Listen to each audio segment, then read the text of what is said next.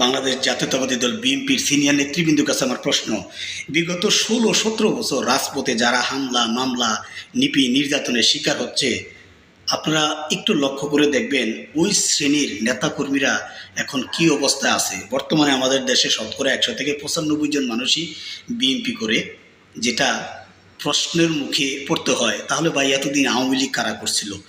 প্রত্যেকটি এলাকায় যদি শতকরা 95 জন লোক বিএনপি করে, তারা আওয়ামী লীগ কারা করেছিল। এখন আমাদের দেশে হাইব্রিড নেতার অভাব নাই। অ্যাক্টিং চেয়ারম্যান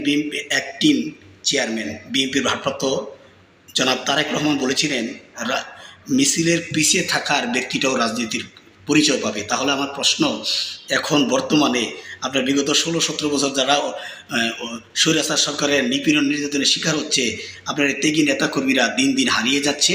এই হাইব্রিড কিছু লোকের কারণে দলের বদনাম হচ্ছে, সুনাম ক্ষুণ্ণ হচ্ছে।